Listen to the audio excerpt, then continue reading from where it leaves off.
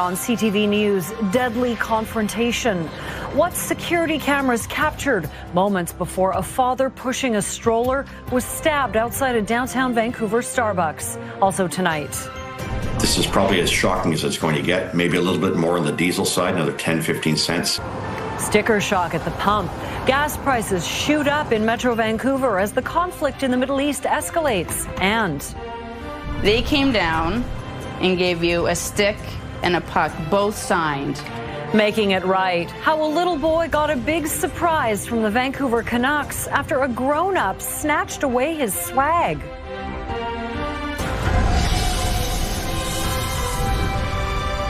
This is CTV News with Nafisa Kareem. Good evening and thank you for joining us. Mi Jung is off tonight.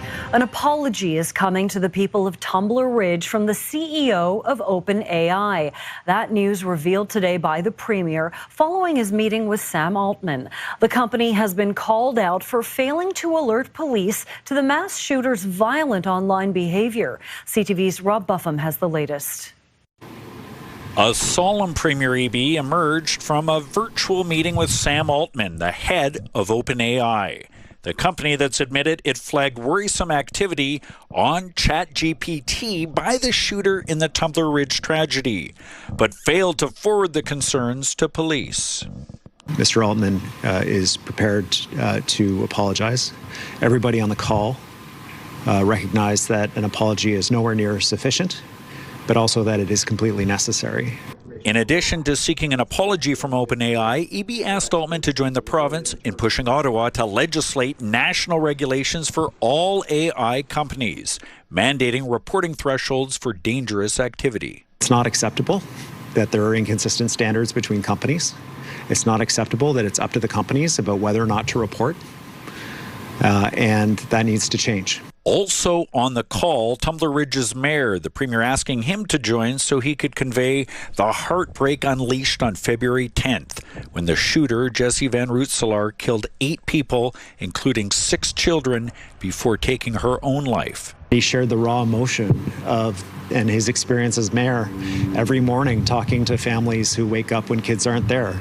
And it was quite a moving and significant part of our conversation. Also Thursday, Jordan Keeley, an independent MLA in the region, tabled a private member's bill, hoping to legislate safer schools by locking their doors while class is in session. You control who is welcome and who is not welcome and authorized for entry into the schools. We need to mandate this across the province. The education minister responded, indicating the bill is unlikely to pass. We have extremely strong safety protocols here in British Columbia, and it's my goal to ensure that we create safe and welcoming spaces for students. The Premier says the nature of the apology from OpenAI will be decided in consultation with the mayor to ensure it doesn't reopen the community's healing wounds. Rob Buffum joins us live now from Victoria. And Rob, the federal minister responsible for AI, Evan Solomon, also spoke with Sam Altman. And how did that conversation go? Well, Nafisa, that was yesterday afternoon, and we gathered from Minister Solomon that Sam Altman had promised several things, including that his company would review over the past year the different files that had been flagged but not forwarded to police, like was the case here, to ensure that nothing else slips through the cracks, and also to include Canadian experts, for example, Canadian lawyers, in discussions with OpenAI about safety issues so as to provide a Canadian lens or perspective on these issues. Nafisa. Rob, thank you. A warning now about our next story. It may be disturbing to some viewers. CTV News has obtained video that shows the moments leading up to a fatal stabbing in downtown Vancouver 3 years ago.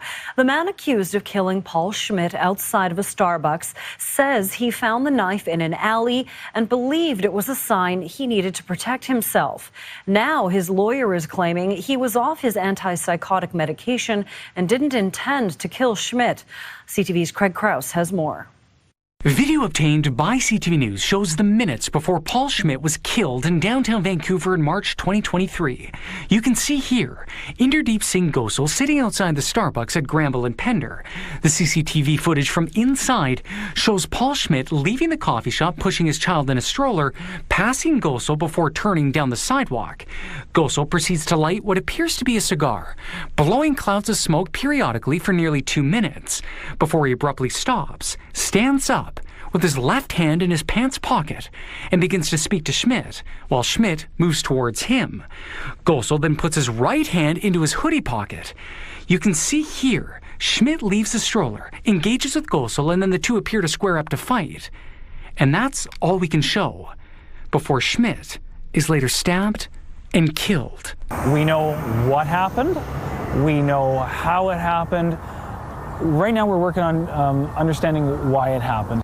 This week, during Gosal's second-degree murder trial, he told the court that he found the knife on the ledge of a dumpster in a downtown Vancouver alley while stopping to urinate earlier that day. He said people have been aggressive toward him, especially downtown and on TransLink, and he took it as a sign from God to protect himself. Gosal testified that he pocketed the weapon before walking to the Starbucks patio, where he began smoking a cigar that may have had marijuana in it. He said Schmidt swore at him from across the patio, sparking a verbal altercation before it got physical. Gosal said he remembers trying to push him away more than once, describing the confrontation as a blur, although remembered grabbing the knife. Schmidt was stabbed 6 times in the chest and was left lying in a pool of blood. When asked if he wanted to kill anyone that day, Gosal said, no, not at all. And Gosal's lawyer told the court that her client suffers from psychosis and schizophrenia and was unmedicated on that day and didn't intend to kill Schmidt. And for those reasons, they are asking the court to find Gosal guilty of manslaughter but not guilty of second-degree murder. The trial is expected to continue on Wednesday. Craig Crowe, CTV News, Vancouver. 2 teens are facing charges after an 18-year-old was stabbed during a fight that broke out after a basketball game at a Vancouver high school. 5 students were arrested after the altercation, which happened February 2nd at Eric Hamber Secondary.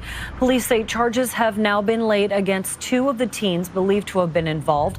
A 16-year-old student is charged with aggravated assault and possession of a weapon, and a 15-year-old has been charged with 1 count of assault with a weapon. Both have since been released from custody.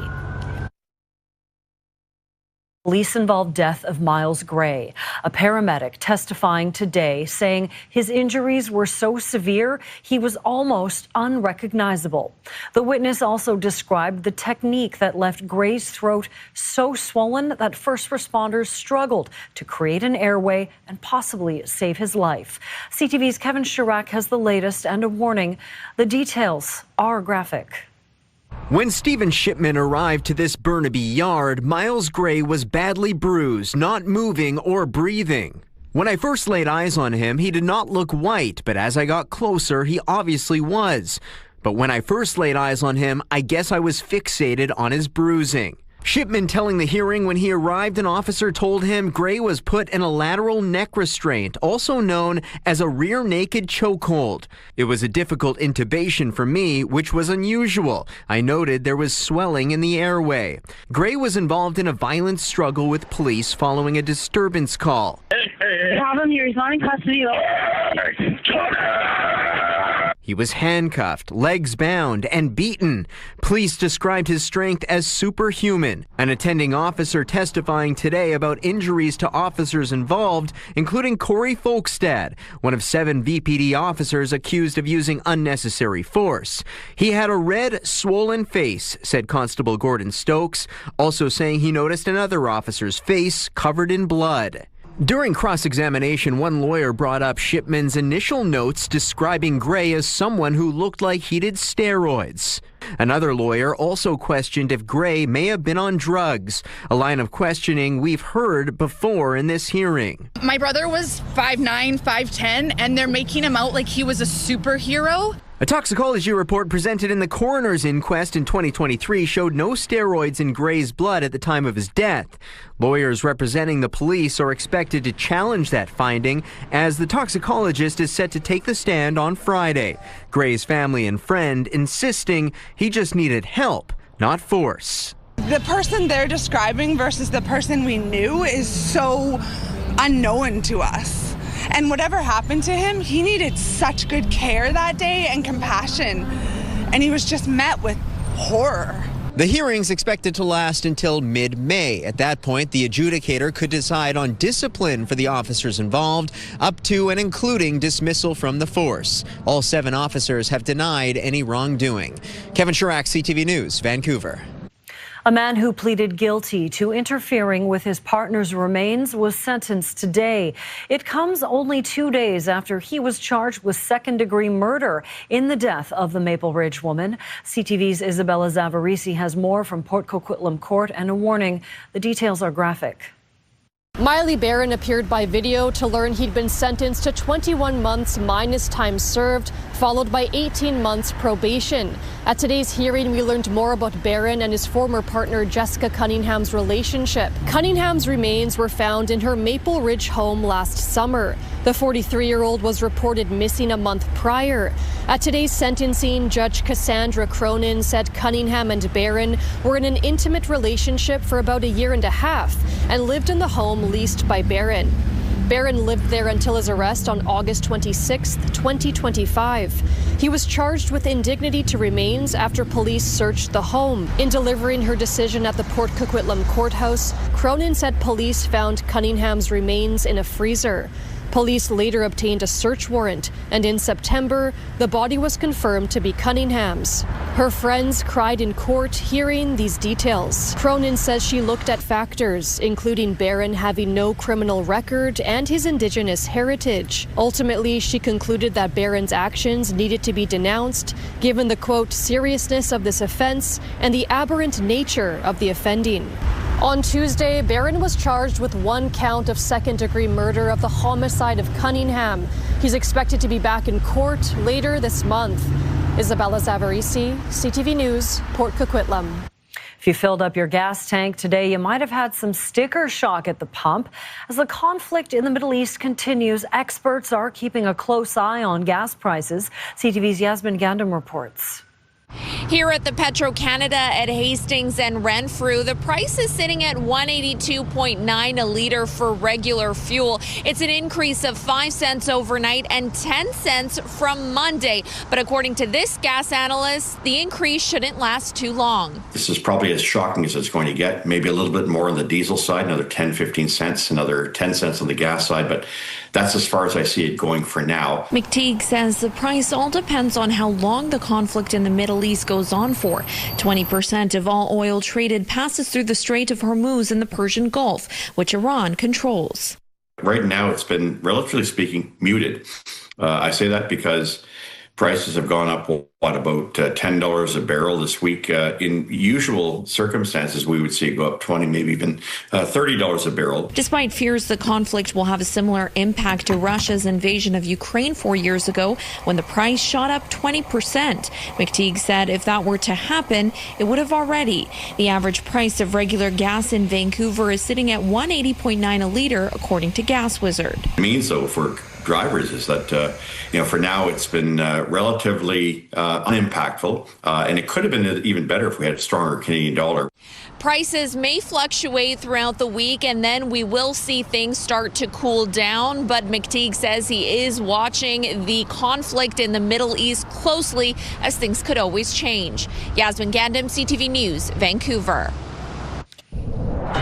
The Canucks with a big win off the ice anyway. The team makes things right after a T-shirt giveaway goes wrong. The story in just a moment, but first let's take a look outside the view from our camera on top of Grouse Mountain. It was beautifully sunny earlier today. The clouds rolled in just as predicted on this Friday Eve. Yes, things will change. They're already looking that way as we head into tomorrow, so hope you enjoyed the sunshine today. Here's a look at temperatures across the lower mainland right now, dotted with 9s and 10s pretty much across the board, with the exception of West Vancouver and Abbotsford, sitting at 8 degrees right now. So as we head through the hour overnight, that's when the rain returns. A mild 6 degrees into tomorrow. It'll be gray, it'll be wet. We'll see anywhere between 10 to 20 millimeters of rain with a high of 8. CTV weather brought to you by Expedia Cruises, customizing dream vacations with unbelievable value. Call or learn more at expediacruises.ca. And you love a weather buffet, and we've got that on tap next week. A little bit of everything in the forecast. Those details coming up. All right, thanks, Sam. Welcome.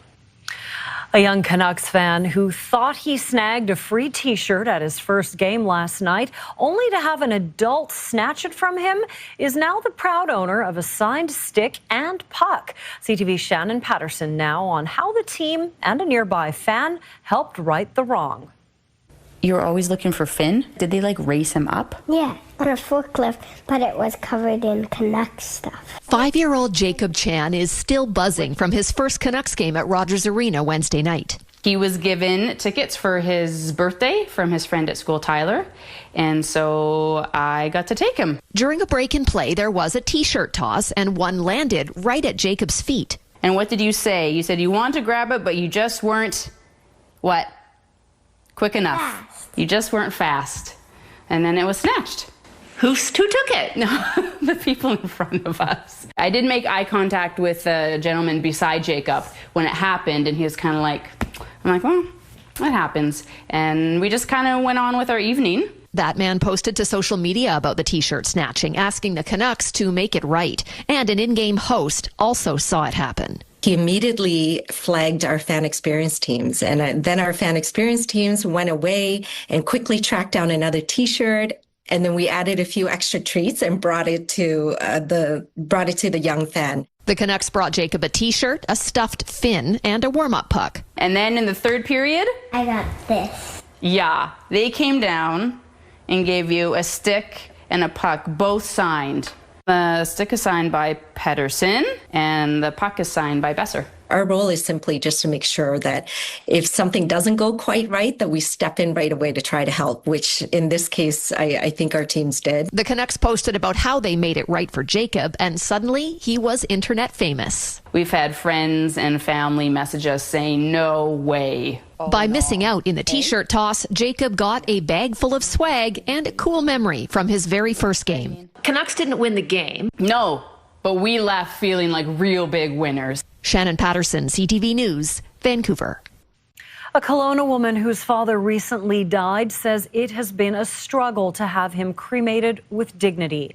She knew it wouldn't be easy because of his size, but was surprised to learn there are few options in BC for people who are very overweight. CTV's St. John Alexander has the details. Father of 3 and a grandpa, Robert Emery was always the first guy to lend a helping hand. His family says ever since he was a child, he struggled with weight. The 60-year-old died February 20th, and since then, his daughter has been trying to find a facility to have him cremated. There is a lot of logistics with a man that size. So I assumed there would be some issues. Just not this many issues. Home is in Kelowna, and there is not a company in town that can handle someone of his weight. Morgan Emery was in touch with several funeral homes, nothing. And at one point, it looked like the closest capable crematorium was in Nanaimo. At this point, I'm distraught. I don't know where my dad's going to end up. I don't know how this is going to happen because burial was not an option for our family. When Emery died, he weighed 715 pounds. So this is an unusual situation, and the family knows that. But his daughter argues many people struggle with weight, and she's calling on the BC government to change regulations, requiring facilities to handle larger bodies. She wants her dad cremated with dignity near home and family. My family is not the only family that has obesity that runs in the family, has the courage to speak out about it because it's such a hush-hush topic. I don't care that it has to be that my dad's the 715-pound man that has to be the one that makes the change. I've dealt with the judgment my entire life. I'm not worried about the backlash. Most retorts in BC can handle up to 500 pounds and are tightly regulated.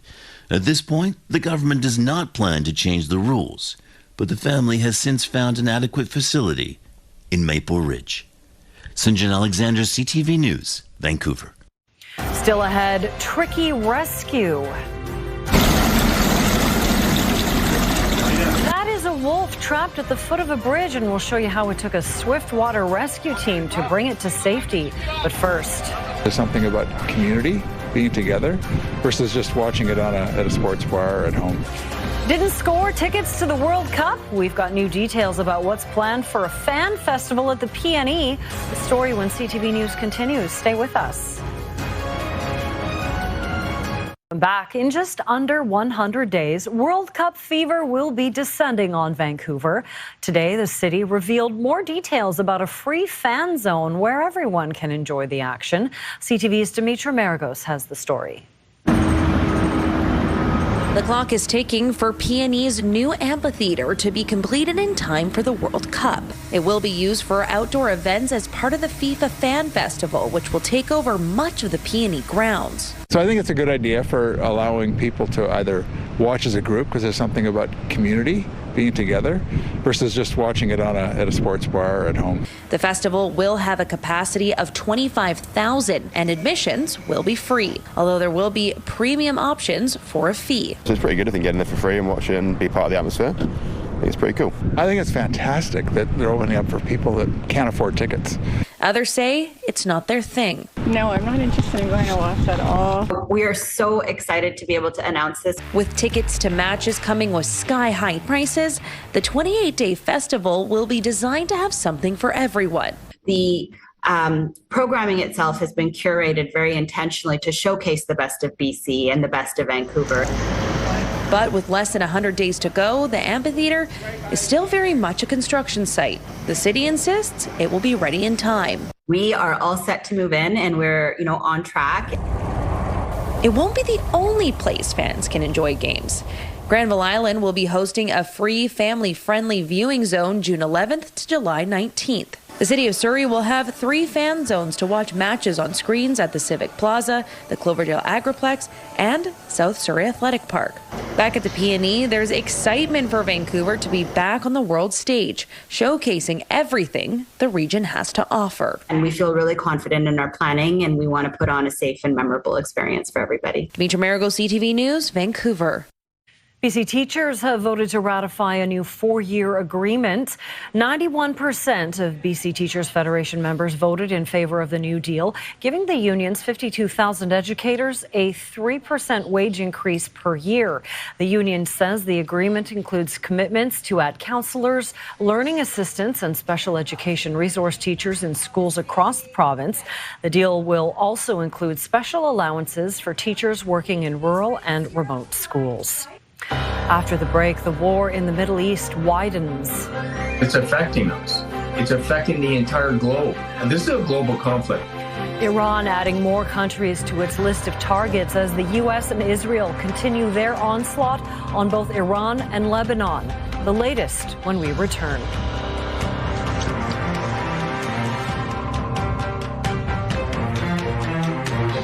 Trio of rugby tournaments, a pair of dance festivals, and an early start to St. Patrick's Day are among the events on offer in Metro Vancouver this weekend. We've got a full list of fun things to check out on our website, ctvnewsvancouver.ca. A sharp escalation tonight in the war in the Middle East after Azerbaijan was struck by drones and airstrikes rocked Tehran for a 6th straight day. As the violence spreads, more NATO countries are sending military support, deepening fears this war is widening far beyond the region. CTV's Adrian Gobriel reports from Turkey. The screams of young children can be heard as one of 2 Iranian drones slams into the ground near a school. A second hitting this airport terminal. Azerbaijan's president has vowed to crush Iran with an iron fist after he says 4 drones were fired into his country. Iran has denied any connection to the attacks, instead blaming Israel. Iran is exporting the war, trying to expand it to as many countries as they can to sow chaos. In Tehran, an ever-intensifying onslaught from above rocked the city for a 6th straight day, where more than 1,000 people are now said to be dead. In parts of Beirut, concrete carnage where neighborhoods once stood. Traffic jams now line the streets with panicked civilians after the Israeli military ordered the evacuation of hundreds of thousands from the southern suburbs of Lebanon's capital city. Antidrone, antimissilistica. This all comes as confirmation from Rome today that Italy is sending air defense systems to the Gulf. Spain also announcing it's sending its Christopher Columbus frigate to Cyprus to join a French aircraft carrier and Greek naval ships. Great Britain now has 4 fighter jets en route to Qatar. With each passing day, more NATO members are being drawn in. It's affecting us. It's affecting the entire globe. This is a global conflict. CTV News is currently stationed near the Incirlik Air Force Base in the southern Turkish city of Adana, along the eastern Mediterranean, where Turkish and U.S. NATO air forces have been stationed for decades. Just yesterday, off the coast of the NATO base, an Iranian ballistic missile was shot out of the sky by NATO forces as it entered Turkish airspace. While Iran has denied targeting Turkey, one former NATO commander says he has little doubt about the aim of that Iranian missile. They're going after that airbase by design. Ballistic missiles are aimed. They know what the flight path is. These Shahed drones are aimed. They know what the flight paths are. This does not happen by mistake. And make no mistake, this is now a conflict forcing the hand of several NATO nations across the globe. The multiple drone strikes on Azerbaijan makes this the 12th country to accuse Iran of firing deadly warheads in their direction since this war began. Adrian Gobro, CTV News, Adana, Turkey.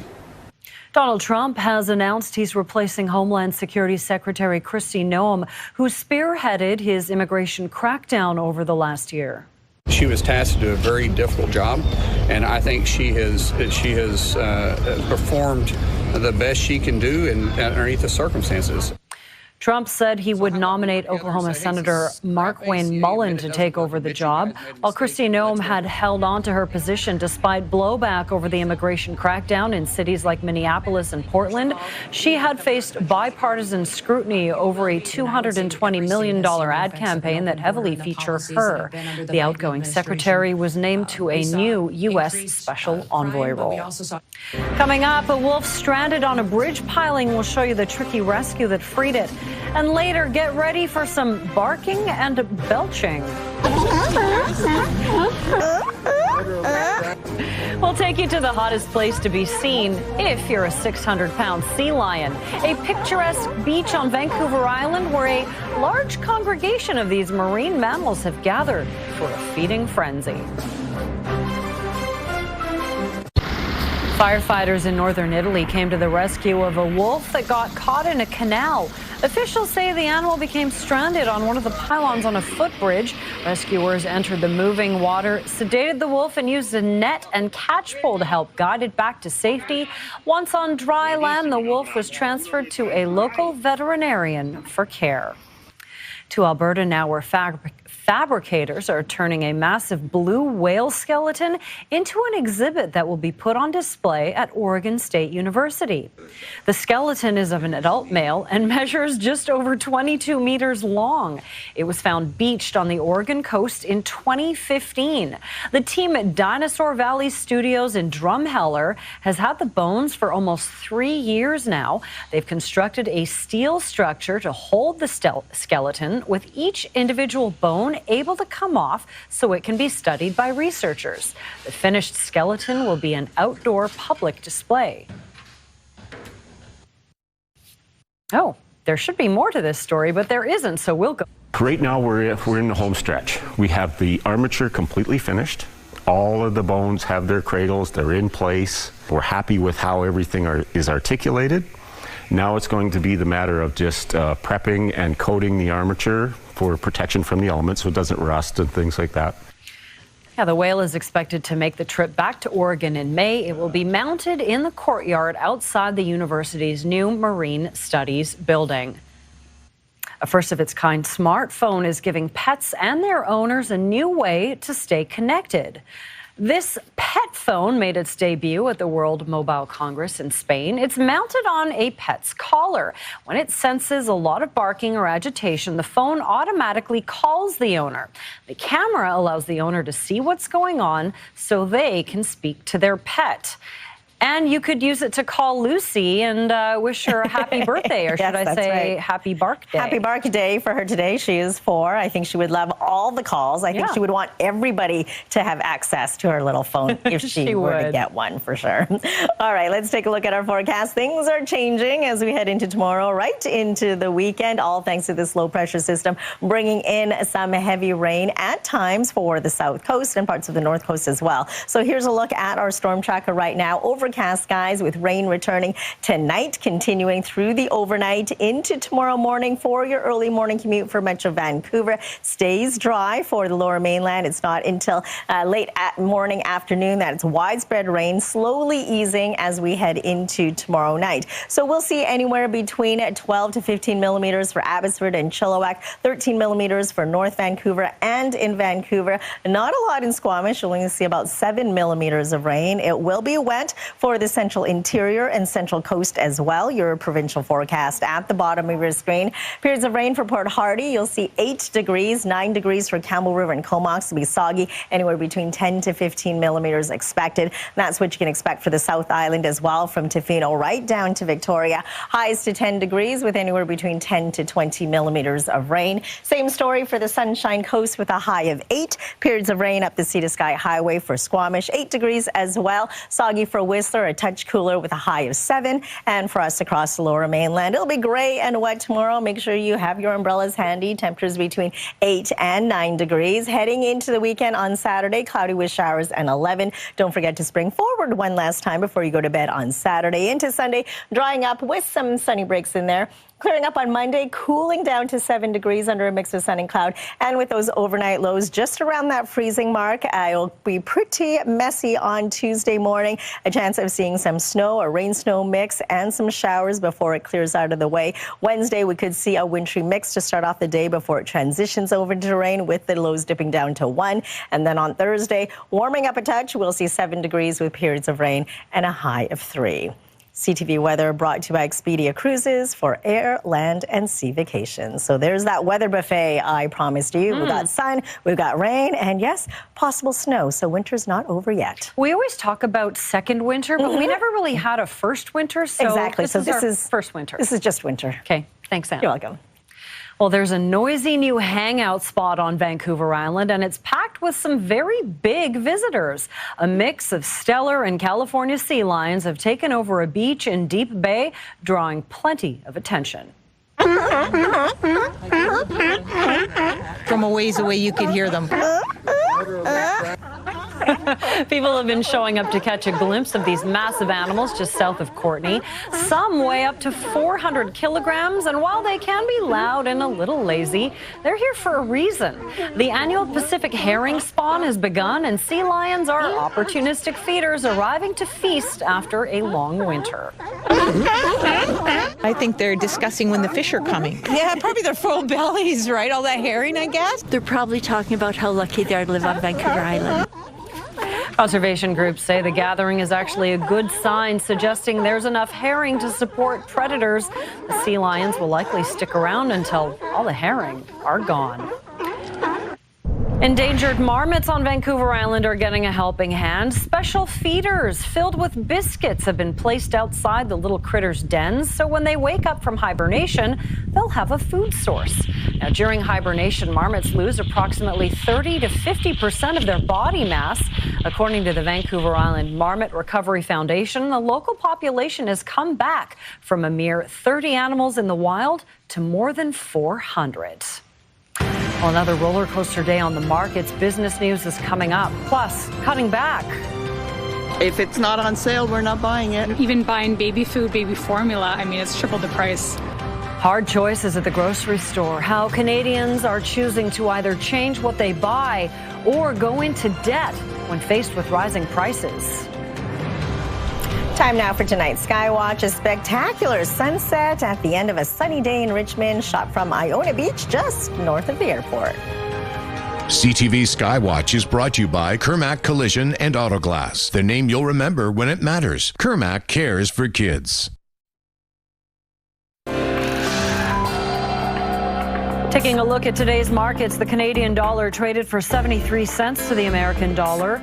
Oil was up $6.35, closing the day at $81.01 U.S. a barrel. Gold lost $56 even on the day. The TSX and the Dow Jones both plummeted, finishing the day down 332 points and 784 points, respectively. The province and Ottawa are investing nearly $71 million to help British Columbians who are out of work due to U.S. tariffs. This is a 3-year commitment that's expected to help more than 8,000 people across the province. The federal jobs minister announcing the joint funding in Victoria today, saying no worker will be left behind as global trade evolves. The province will deliver the money through its network of Work BC centres with a focus on helping people upgrade their skills and move into new jobs faster. BC's softwood lumber industry has been hit especially hard, shutting hundreds of jobs. A troubling new survey paints a grim picture of how Canadians are being affected by the rising cost of groceries. Many say they're cutting back or going into debt just to afford the most basic meals. CTV's Kimberly Fowler reports.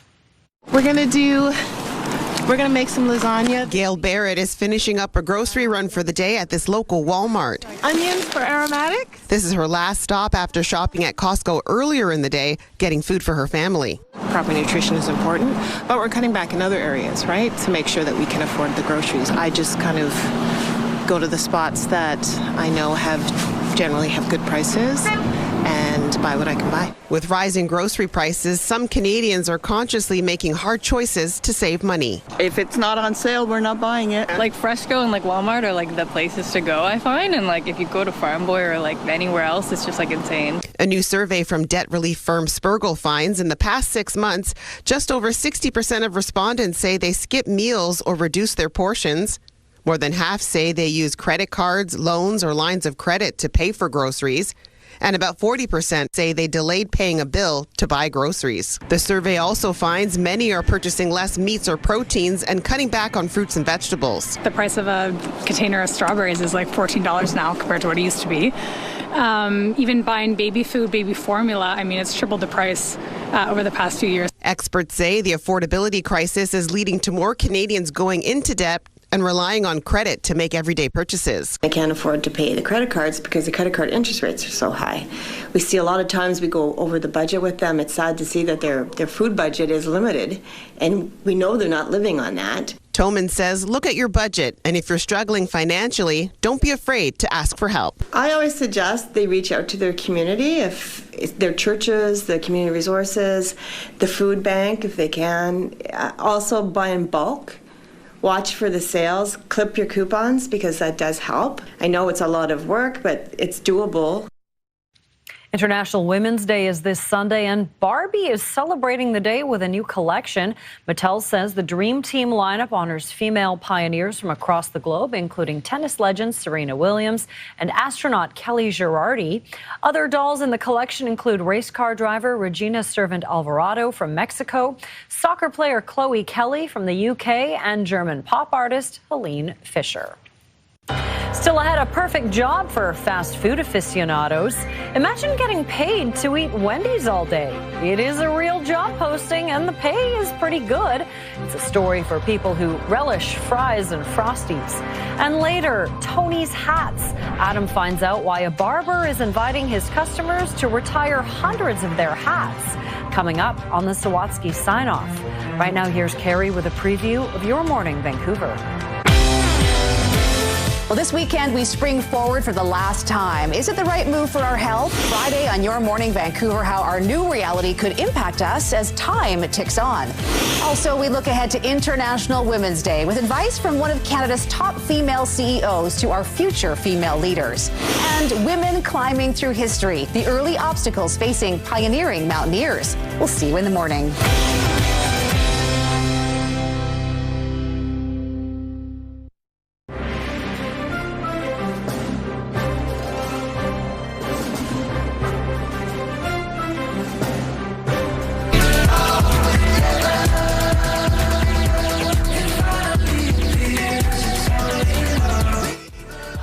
The countdown to the release of Harry Styles' new album, Kiss All the Time, Disco Occasionally, is reaching its final hours.